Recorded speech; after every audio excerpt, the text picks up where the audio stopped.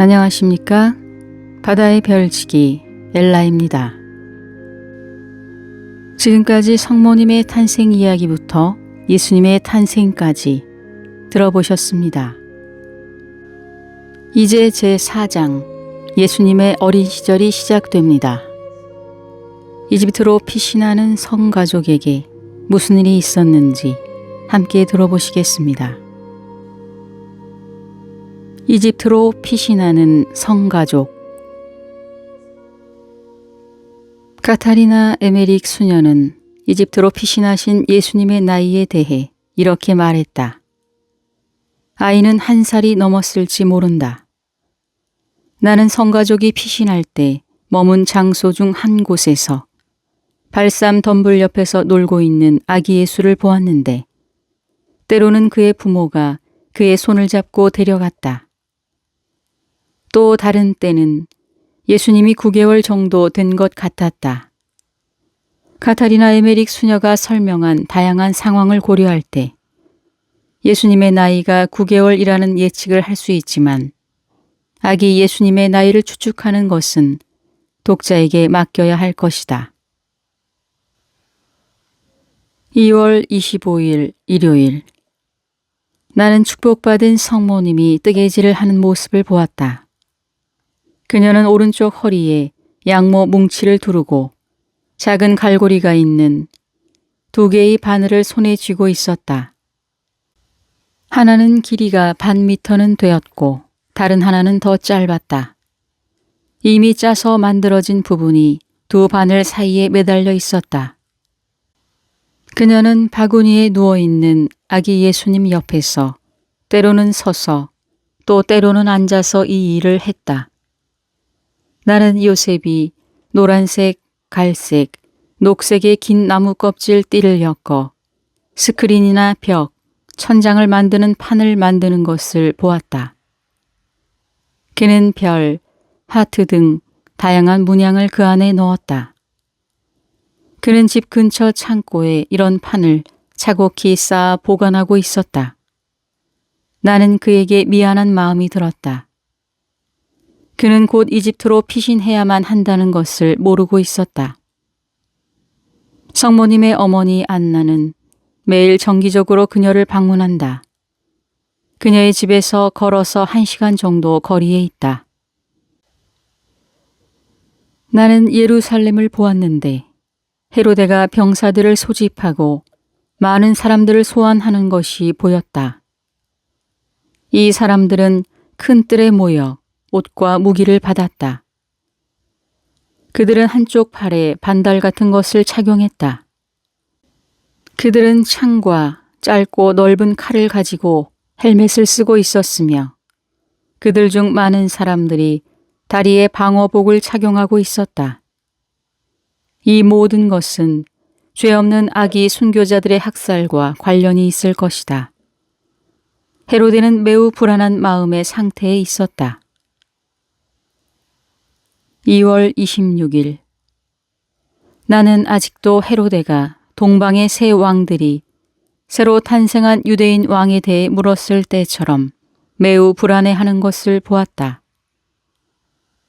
나는 그가 긴 양피지 두루마리 책을 읽었던 몇몇 연로한 서기관들과 상담하는 것을 보았다.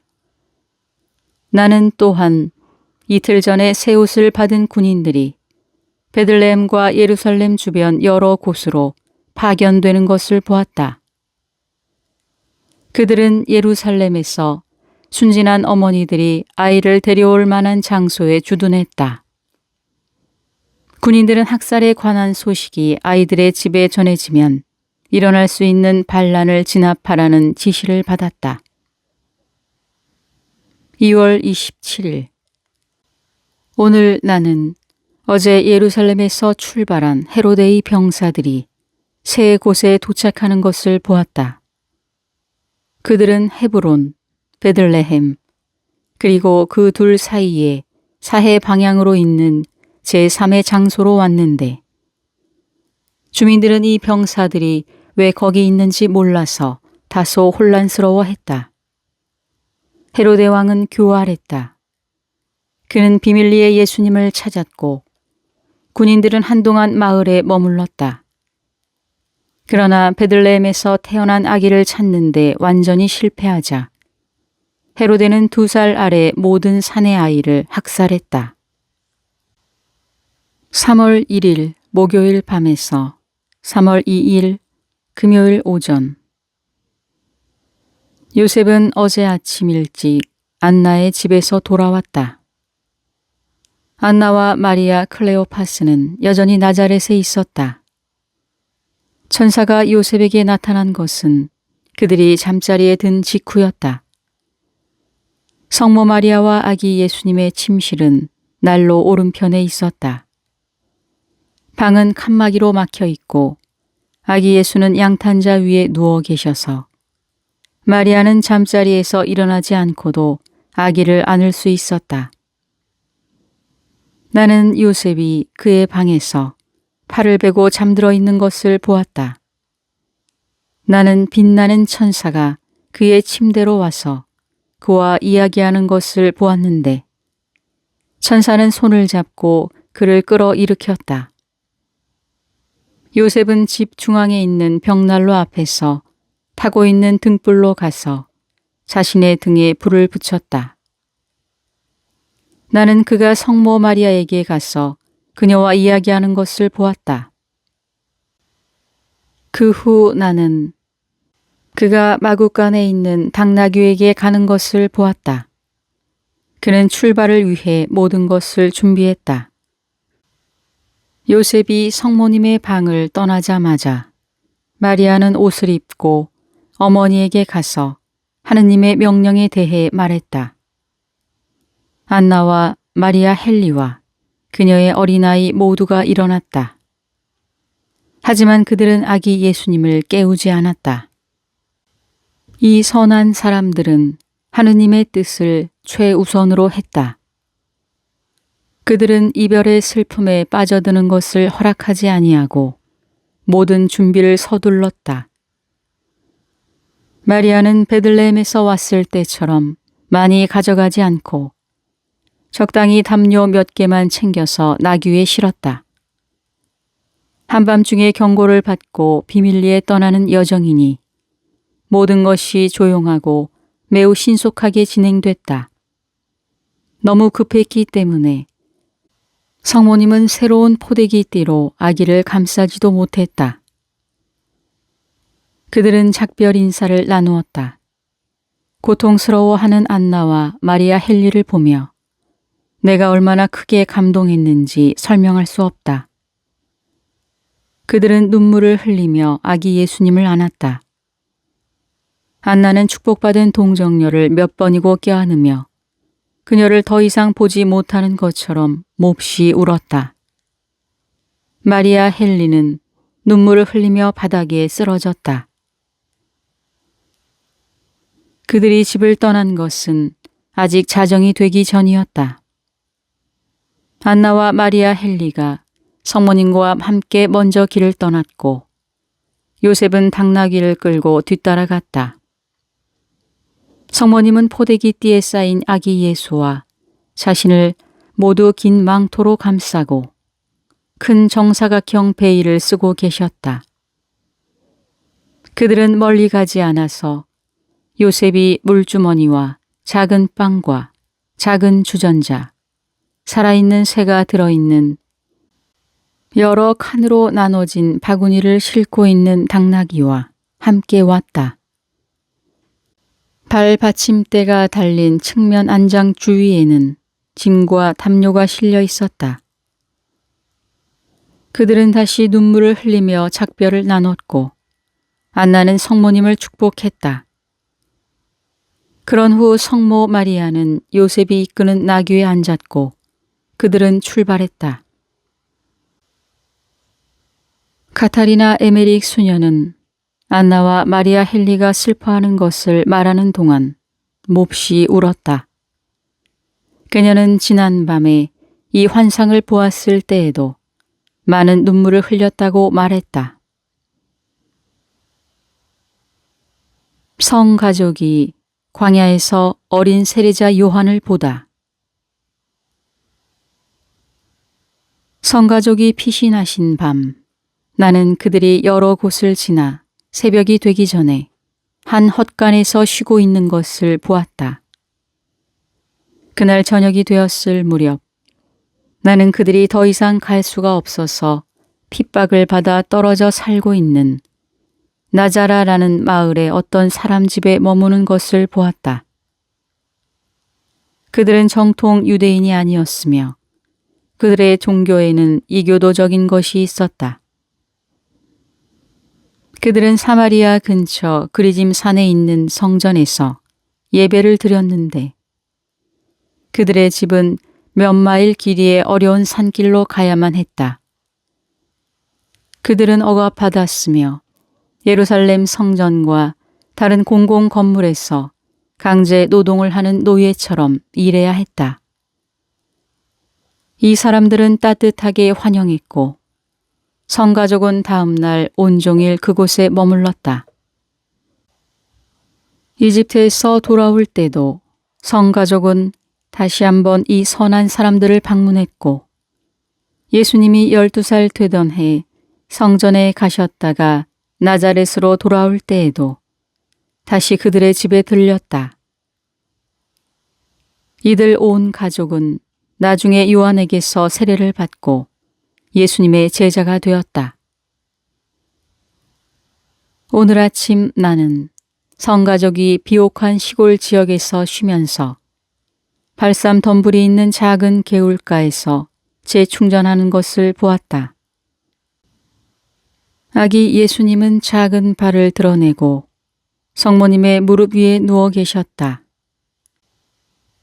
붉은 열매가 달려있는 발삼 관목의 가지 여기저기에는 칼로 상처가 나 있었는데 그곳에서 수액이 흘러나와 가지에 매달려 있는 작은 병으로 떨어졌다. 나는 이것이 도난당하지 않았다는 사실에 놀랐다. 요셉은 자신이 가져온 작은 주전자에 발삼 주스를 채웠다. 그들은 빵과 근처 덤불에서 따온 열매를 조금 먹었다. 당나귀는 개울에서 물을 마시고 가까이서 풀을 뜯었다. 나는 그들의 왼쪽으로 멀리 높이 솟아있는 예루살렘을 보았는데 매우 사랑스러운 장면이었다. 스가랴와 엘리사벳도 그들에게 임박한 위험에 대한 경고의 메시지를 받았다. 나는 성가족이 그들에게 믿을 만한 전령을 보냈다고 생각한다. 나는 엘리사벳이 어린 요한을 헤브론에서 몇 시간 거리에 있는 광야에 숨겨진 장소로 데려가는 것을 보았다. 스가랴는 그들이 작은 개울을 건너는 곳까지 동행했다. 그런 다음 그는 그들을 떠나 마리아가 엘리사벳을 방문했을 때 갔던 길을 따라 나자렛으로 갔다. 나는 나자렛으로 가고 있는 그를 보았는데 그는 아마도 그곳에 가서 안나로부터 더 자세한 정보를 얻으려고 했을 것이다. 어린 요한은 어린 양의 가죽 밖에는 아무것도 입지 않았다. 비록 생후 18개월도 채 되지 않았지만 그는 자신의 발에 확신이 있어 달리고 뛰어다녔다. 그 나이에도 그는 작은 흰색 막대기를 장난감처럼 손에 들고 있었다. 우리는 그의 광야를 모래 사막으로 생각하지 말아야 한다. 그곳은 바위, 동굴, 협곡이 있는 황량한 곳이었는데 그곳에는 덤불과 야생 과일과 열매가 자란다. 엘리사벳은 어린 요한을 예수님이 죽으신 후 마리아 막달레나가 얼마 동안 살았던 동굴로 데려갔다. 나는 엘리사벳이 어린 요한과 함께 이곳에 얼마나 숨어 있었는지 기억이 나지 않지만 아마도 헤로데의 박해에 대한 위험이 사라질 때까지였을 것이다. 나는 성가족이 올리브산의 산등성이를 넘어 헤브론 방향으로 가는 것을 보았다. 그들은 거친 산 협곡에 있는 만불의 숲에서 약 1마일 떨어진 큰 동굴로 들어갔다. 나는 성가족이 매우 지치고 힘들어하며 이곳에 도착하는 것을 보았다. 성모 마리아는 매우 슬퍼했다. 필요한 모든 것이 부족했고 마을을 피해 샛길로 숨어 다녀야 했다. 그들은 여기서 하루 종일 쉬었는데 그곳에서 그들에게 몇 가지 특별한 은총이 주어졌다. 천사가 그들에게 나타나 그들을 위로하였고 성모님이 기도하자 동굴에서 샘물이 솟아났으며 야생 염소가 그들에게 와서 젖을 짜도록 허락했다. 이 동굴에서 선지자가 자주 기도하곤 했는데 나는 사무엘이 여러 번 여기에 왔던 것으로 생각한다. 다윗은 그의 아버지의 양을 이 근처에서 보살폈다. 그는 여기서 기도하곤 했는데 그가 천사로부터 골리앗과 싸울 것을 명령받은 것도 바로 이곳이다. 이 동굴로부터 그들은 항상 사해를 왼편으로 하고 남쪽으로 7시간 동안 여행했다. 헤브론을 떠난 지 2시간 후 그들은 세례자 요한이 숨어있는 광야로 들어갔다. 성가족의 길은 그의 동굴에서 활을 쏘면 닿을 정도의 거리에 있었다. 나는 성가족이 지치고 근심하며 모래 사막을 헤매는 것을 보았다. 물주머니와 발삼 주전자는 비어 있었다. 성모 마리아는 크게 걱정했고 그녀와 아기 예수는 목이 말랐다. 그들이 가는 길 옆에는 땅이 가라앉고 덤불과 시든 잔디가 있는 곳이 있었다. 성모님은 나귀에서 내려 근심으로 기도하며 아기 예수님을 무릎 위에 안고 잠시 앉아 계셨다.